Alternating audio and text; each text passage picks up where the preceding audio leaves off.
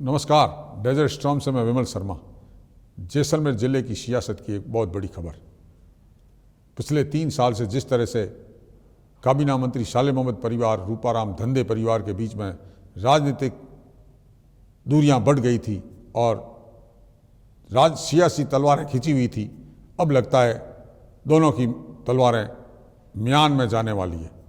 दरअसल 3 वर्ष पूर्व परिषद के चुनाव के दौरान हरीबल कल्ला को बागी खड़ा करके जिस तरह से फकीर परिवार ने चुनाव जितवा दिया था, उसको लेकर रूपाराम धंधे परिवार और फकीर गुट में पूरी तरह से सियासी दुश्मनी हो गई थी।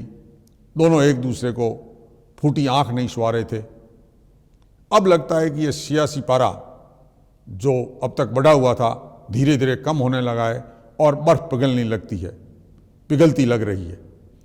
राज्य में 1 वर्ष बाद होने चुनावों की आहट और राहुल गांधी की भारत जोड़ो यात्रा को भी इससे देखा जा रहा है। डेजर्ट स्टॉर्म के पास पुख्ता जानकारी है कि कभी भी ये दोनों सार्वजनिक घोषणा भी कर सकते हैं और इस तरह के संकेत भी सामने आ रहे हैं कि दोनों कभी भी सार्वजनिक रूप से ये घोषणा कर सकते हैं कि हम दोनों ने राजनीतिक जो दूरियां थी वो समाप्त कर दी है और हम अब आगे का चुनाव मिलकर लड़ेंगे।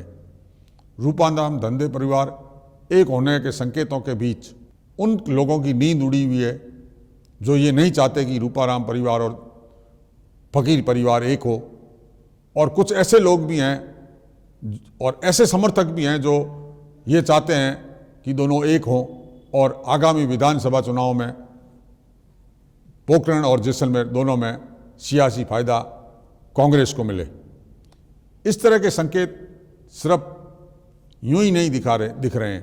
पिछले 1 माह से ऐसे घटनाक्रम हो रहे हैं जिस घटनाक्रम से ये सहज ही अंदाज लगाया जा सकता है कि फकीर परिवार और रूपाराम परिवार के बीच सियासी घमासान कम होता दिख रहा है। पिछले कुछ समय से हम देख रहे हैं कि न तो रूपाराम परिवार के समर्थक और न ही फकीर परिवार के समर्थक एक दूसरे के प्रति कटाक्ष कर रहे हैं। उन्होंने अपने समर्थकों को हिदायत भी ये दी है दोनों ने कि किसी भी प्रकार का कि कटाक्ष और सार्वजनिक आलोचना नहीं करें। इसका मामला देखने को आया जब अश्लील वीडियो वाला मामला सामने आया तो रूपाराम धंधे गुट की तरफ से किसी ने भी न तो इस मामले को लेकर किसी प्रकार के कमेंट्स किए और न ही किसी प्रकार से इस वीडियो को आगे वायरल किया। ऐसा ही हुआ जब रूपाराम धंधे ने अपनी शादी की 50वीं सालगिरह को मनाया, धूमधाम से मनाया, और उसमें कई लोगों ने, जो विरोधी लोग थे, उन्होंने कटाक्ष किए, मगर फकीर गुट के किसी भी व्यक्ति ने इसको लेकर किसी प्रकार की कमेंट्स नहीं किया, न किसी प्रकार का वीडियो आगे वायरल करके हंसी उड़ाने का प्रयास किया। इसी तरह से पिछले दिनों एक शादी समारोह में जहां रूपाराम और काबीना मंत्री साले मोहम्मद मिले, लगभग 1 घंटा तक उस शादी समारोह में हथाइयाँ की, हंसी मजाक की, बाद में एक साथ फ़ोटो खिंचवाए, वर वधू को आशीर्वाद देने भी एक साथ मंच पर गए। इस तरह से लगा कि अब इनकी जो सियासी दुश्मनी है वो कम होती लग रही है। अधिकारियों के स्थानांतरण को लेकर भी अब लगता है एक टकराव नहीं हो रहा है।